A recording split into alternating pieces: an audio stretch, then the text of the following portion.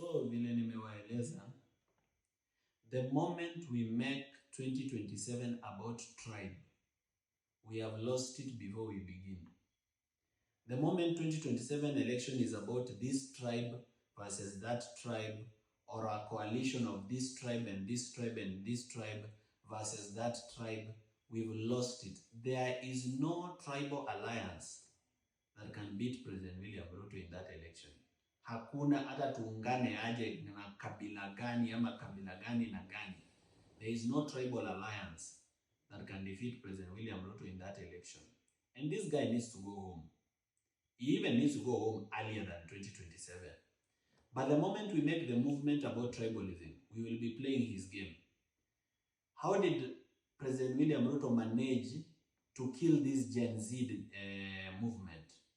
He brought tribalism. He brought Raila on the table, not for any reason. It was because of tribalism, so that people from certain community can say, Sisi sasa we are comfortable, we've gotten a share of government. It was all about tribalism. The reason he was trying to link Gen Z with Gachagua is because he wanted to make it a Kikuyu affair, so that he's able to convince the rest of the nation that, this is one community that's angry with power that is actually using the Gen Z against me. He does not want that election to be about corruption or bad governance. The moment 2027 election is about corruption, bad governance, state capture, William Ruto will lose that election. And he will lose at 20% of the vote. The moment the election is about corruption and about bad governance, he will lose it. So what is his genius move? His genius move, which is working according to plan, is to use tribalism. Number one, impeach Gachagua. When you impeach Gachagua, what do? You provoke the people of Mount Kenya. When you provoke the people of Mount Kenya, what happens? They start singing circumcision songs. When they sing circumcision songs, what happens? The rest of the nation feels left out from the movement, because now it has become a Mount Kenya affair. Yet the problems we have as Kenyans, they are involving every Kenyan. They are not involving one community. So unapata the Mount Kenya, what Ruto is doing is that he is boxing them into a corner. He wants to isolate them from the rest of the nation with Gachagua.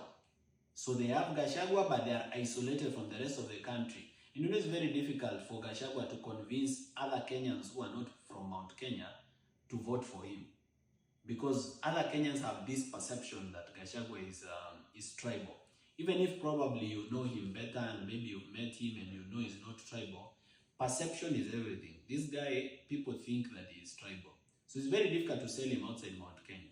And that is why I'm almost sure, and I can bet, that William Ruto is going to let Gachagua win that case in court. I suspect that Gachagua will win that case. And the reason he will win that case is because he doesn't want Mount Kenya to have any other candidate. He wants them to have Gachagua, because it's easier to sell tribalism when Gachagua is the candidate. So what does he do? You see, in this country, tribalism is so deep that there are people who hate other communities more than they hate William Ruto. There are people who go certain places, they say, nani alichukua mashamba yenu? Ni kabila fulani. Banks zote hapa ni za kabila gani? Na supermarket zote, Quickmart ni ya nani? Naivas ni ya nani? Na si kuna vijana wenu hapa hawana kura, hawana kazi. It's very easy to sell tribalism in Kenya, especially against maybe a community that has maybe is everywhere, or has bought a lot of land, or has worked hard and gathered property. It's very easy to sell tribalism against them from other communities. So you find people will believe the tribalism story more than they will believe the story about corruption. One of the things that has affected the Vampire Diaries and my fight against corruption has been tribalism. Because people say, kwa nini mnafuata huyu? Wa ile kabila si wameiba? Mbona mfuati wa ile kabila? Mbona mnafuata wa hii kabila, mnawacha wa ile kabila? And tribalism has really affected the fight against tribalism, the fight against corruption. So the people of Mount Kenya should be careful, wasiwekwe kwa hiyo mtego where they are strategically being isolated so that he can run a 2007 style 41 versus 1 narrative. And you know Ruto has stolen a lot of money. So he's a billionaire by all standards. So if it comes to buying tribal kingpins, he can buy kingpins from almost every tribe. And that is why I began this video by saying, the moment we make 2027 about tribe, ati sisi wa Kale, sisi wa Luya, sisi wa Kisii, sisi wa Kikuyu, sisi wa watu wa Coast, sisi wa Luya, sisi wa Turukana, tumeamua. The moment we play that game, Ruto will win, and he will not just win, he will win with 70%. Because what he will do is he will use money. And how the money will be used is that he will buy kingpins of different tribes. Akinunua watu wawili, amenunua kabila mzima. Akinunua tena kingpin mmoja, jamaa mmoja, akimpea 300 million ama 5 billion ama 2 billion, amenunua kabila mzima. Let me tell you Kenyans, if we don't get over tribalism, mambo ya corruption and the fight against corruption, you to sahau, we will not win it. We will not win it. And the best people to begin this war against tribalism are the young people of Kenya. Vijana kama mimi and some who are watching. The young people, it's very easy for them to end tribalism because most of them, they are not very tribally inclinated.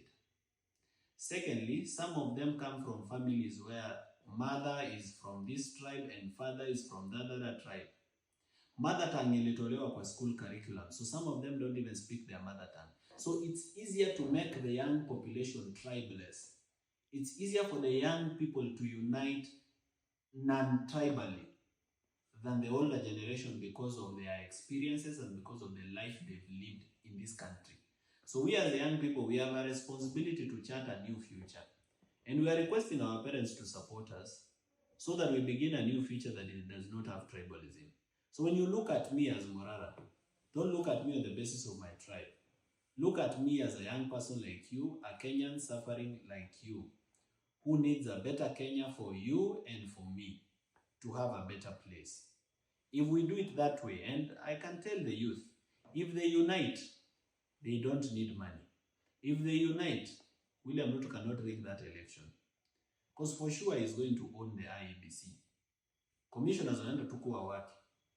That's obvious. And there's nothing we can do about it at this point. So what do?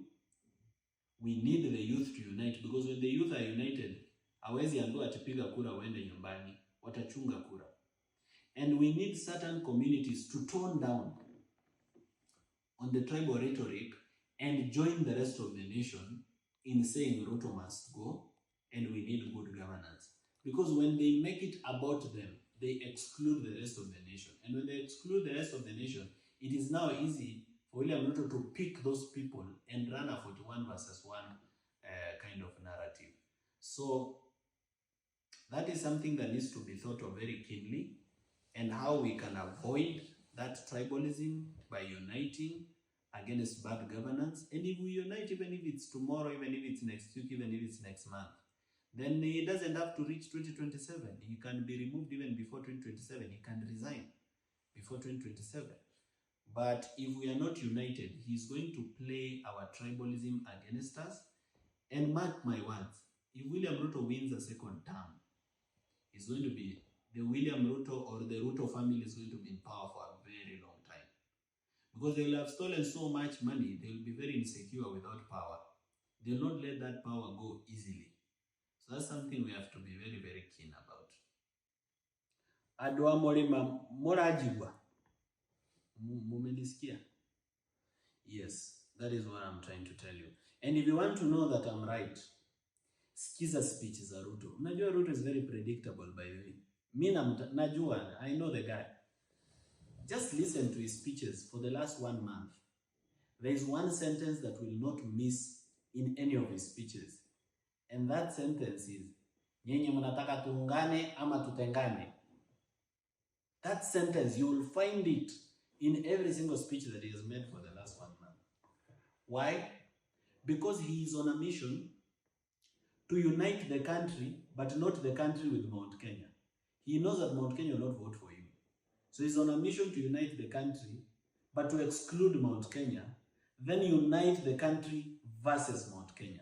And you see, in such a way, he will win. Because the only thing he needs to do, even if Mount Kenya has the votes to remove him, is to rig. And it's very easy to rig a tribal election, and nothing will happen. Because the people of Mount Kenya are not violent. Hata wakiibiwa watafanyaje? They have wealth in Kisumu. They have businesses in Kisii. They have wealth in Mombasa.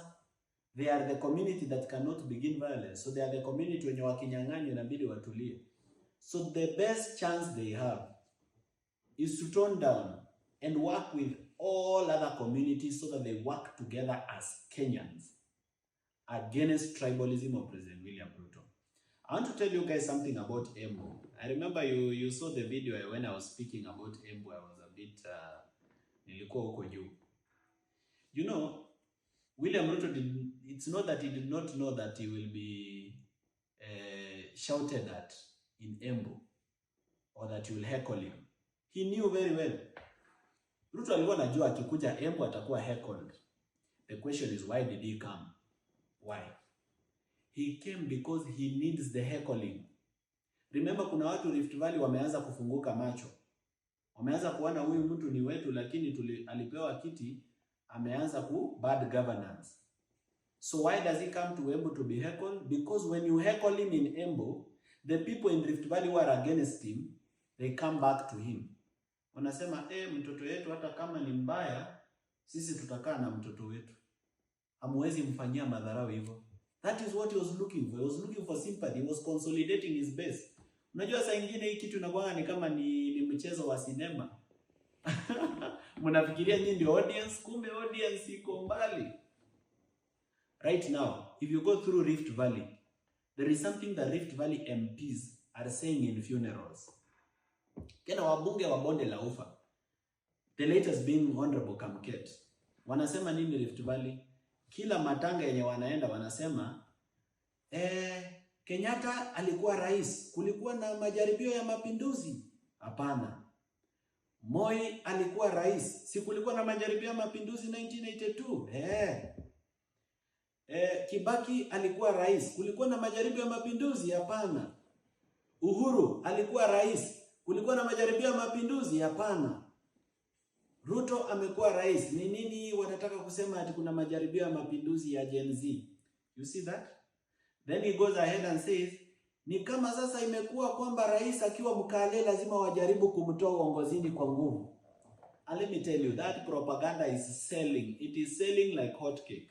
I told you guys, it's easier to sell tribalism more than to sell a message of anti-corruption in Kenya. Because it's just simple. It is just to tell communities who took your land, who has the biggest shops in your towns, who has the biggest supermarket. Those are your enemies. That is why you are poor.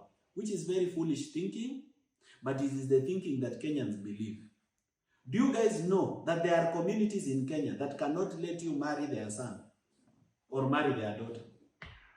Kuna kabila hapa Kenya, ukienda kwa msichana wa huko unasikia watu wanakataa. That is how deep tribalism is. That's how deep it is. If we, the young generation, sisi wenye hatuna ukabila, if we do not unite, na haijalishi, you might look at Morara, you don't like him. I might look at you, probably I don't like the way you dress. Huyu labda ni mtiaji. Huyu labda ni mvuta bangi. Huyu mwingine ni mrefu sana. Huyu ni mfupi sana. Huyu ni mnono sana. Huyu akona kelele. Huyu akona kimbelembele. Let us forget all our divisions as young people. Mabon Tao, Mabon Village, unaona? Sijui wenye wanatoka huku na wenye wanatoka huku. Do not be convinced to be told you are a Luo youth. Do not be convinced to be told that you are a youth but you are a Kikuyu youth. Tusiuziwe hiyo ukabila as young people. Because this tumesoma tuko expose. There is usually a 70% chance that most of the youth in Kenya umesoma outside kabila yenu. Ulizaliwa Western ndio, lakini ulienda Mangu High School yenye iko Thika. Ulizaliwa Rift Valley, Elgeyo Marakwet, lakini ulienda Bishop Gatimu Ngandu Girls. Ulizaliwa Embu, lakini ulisoma Moi Girls Eldoret. Ulizaliwa Kirinyaga lakini umesoma Lugulu Girls. Ulizaliwa Kilifi lakini ukaenda Star of the Sea. Ulizaliwa Kwale, wewe ni Mdigo lakini umesoma Kereri Girls in Kisii. That is why the young people are the best candidates to finish this issue of tribalism.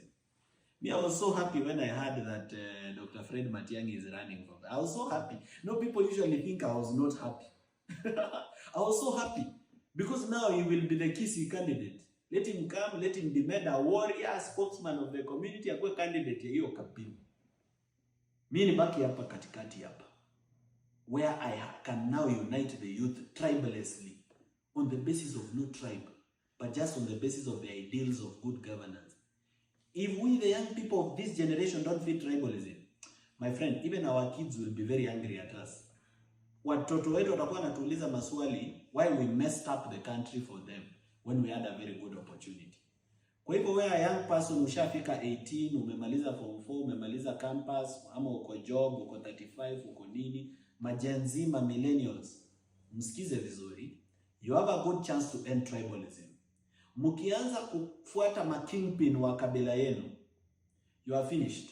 William Ruto will win 2027 and the Ruto family will be in power for long. Nimewaambiaje hapa nyuma? Nimewaambia these people have stolen so much money, they will be very insecure without power. So they will kill anyone for power. They'll want to stay in power by all means. They'll want to even change the constitution and stay in power. As a family, it will be handed over like Museveni from father to son. We cannot let this guy continue like this. Atakula hii Kenya amalize and all of us will be poor here. Or he will own everything. He will own banks, he will own airports, he will own everything. We'll be slaves. Yes, tutakuwa kama wafanyikazi kwa plantation yake. Let us think about that thing very seriously. Otherwise, all these problems we are far from